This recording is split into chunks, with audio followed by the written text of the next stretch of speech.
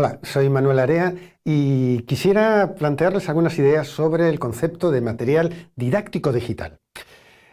¿Cómo podríamos definir qué es un material didáctico digital? Otros autores hablan de objetos digitales de aprendizaje, pero es prácticamente lo mismo.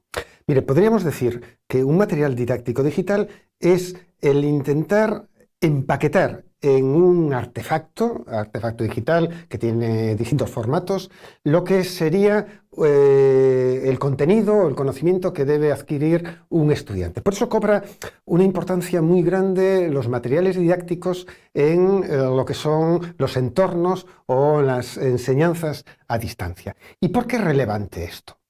Porque en definitiva, cuando uno diseña, elabora, crea un material didáctico, insisto, que puede tener un formato vídeo, documento de lectura PDF, una presentación multimedia o lo que sea, en el fondo, el autor del material tiene que tener en cuenta el para qué es útil ese material, es decir, tiene que tener presente los objetivos o competencias que quiero que desarrolle el estudiante cuando trabaja o interacciona con ese material.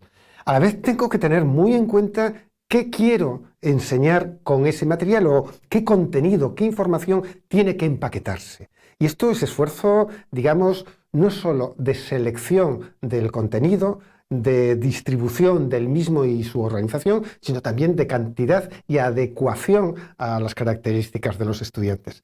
Y tengo que plantearme cómo se presenta esa información, ese contenido, con qué lenguajes, con qué códigos, con qué formatos, y pensar a lo mejor algún tipo de actividad complementaria que le vamos a solicitar al estudiante cuando interacciona con el material.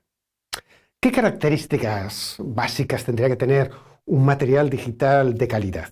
Pues a ver, algunos rasgos muy básicos. Uno de ellos es, lógicamente, que sea un diseño atractivo y en la medida posible original, que atraiga la atención, que lo motive, ¿no? Todos tenemos experiencia de encontrarnos en la red, pues a lo mejor algún tipo de vídeo, de lectura, etcétera, pesada. Si no nos atrae, no nos estimula a continuar trabajando con el mismo. En la medida de lo posible, tenemos que buscar la simplicidad. Si pueden ser microcontenidos o materiales de poca duración o de visualización inmediata, mejor todavía. Es decir, la simplicidad es un elemento importante. En la medida de lo posible, que sean formatos que combinen distintos tipos de representaciones. Por eso digo formato multimedia, es decir, que combine la imagen, la lectura, la iconografía, etcétera, el sonido. En la medida de lo posible, que sean interactivos, es decir, que el alumno pueda hacer cosas sobre el material y reaccionar, una cierta automatización. Que sea de fácil navegación y que sean accesibles, es decir, que uno no se pierda en el mismo. Y eso significa también hacer un buen diseño, selección de los hipervínculos, de la organización hipertextual de todos los elementos de un material. Desde un punto de vista, vamos a llamarle didáctico-científico, ¿qué rasgos debiera tener? Pues en primer lugar, que el contenido que porta, que transmite, que empaqueta ese material sea valioso y relevante desde un punto de vista científico. Esto es indudable, máximo en la enseñanza universitaria. Por eso, quien diseña el material tiene que tener un alto dominio del conocimiento científico de su materia.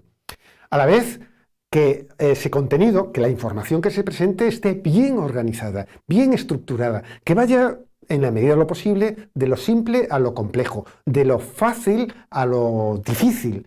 Y ahí esa organización, que pueda ser una organización, una secuencia bien lineal o bien cíclica y circular, es decir, que se vayan abordando en distintas unidades o lecciones del material los mismos contenidos, pero con niveles crecientes de complejidad o dificultad. Fundamental, que esté adaptado a los destinatarios. Cuando usted elabore un material, insisto, vídeo, documento de lectura, infografía, PowerPoint o lo que sea, piense en las características de su alumnado. Tiene que estar adaptado a esos estudiantes para que les sea fácilmente comprensible, legible, por complejidad terminológica, visual, etc. Y a la vez, fíjense, también que tenga coherencia curricular con la materia, es decir, que el material que yo elabore tenga, como digo, coherencia con los objetivos de aprendizaje que he planificado, con el tipo de actividades que voy a solicitar y, evidentemente, con la evaluación que voy a demandar a mis estudiantes. ¿Qué tipos de materiales didácticos u objetos digitales de aprendizaje existen? Bueno, pues en estos momentos el abanico es tremendo, desde documentos textuales, los llamados ebooks o libros electrónicos, las presentaciones multimedia muy conocidas, mapas conceptuales, videoclips, ¿no? Líneas de tiempo, es decir, hay aplicaciones, herramientas que nos permiten presentar la información de un modo de secuencia temporal, los murales o pósters digitales, las animaciones, gráficos, fotografías, iconos, diagramas, pósters online, como pueden ver, infografías. El abanico es tremendo y podríamos estar constantemente nombrando distintos tipos de materiales u objetos digitales que tienen este potencial de facilitar la comprensión del conocimiento o estimular la realización de actividades y desarrollo de competencias en los estudiantes, ¿no? En definitiva, cuando un profesor o profesora se plantea elaborar material, ¿cuáles serían los pasos, el proceso a seguir? Básicamente habría estas 5 tareas o acciones a elaborar. Una es tener claro, establecer los objetivos de aprendizaje. ¿Para qué quiero hacer ese material? Y en la medida de lo posible tener en cuenta las características de mi alumnado a los que le dirijo el material. A partir de tener claro los objetivos de aprendizaje y utilidad del mismo y las características de mis estudiantes, plantearme en seleccionar y organizar el contenido, el conocimiento que quiero que empaquete ese material y quiero que se lo presente al alumnado. Hecho eso, pues lógicamente pensar en las formas o lenguajes o formatos, si quieren, que debe adoptar ese contenido. Si es una infografía, si es texto de lectura, si es audiovisual, si son imágenes que acompañan y se entremezclan.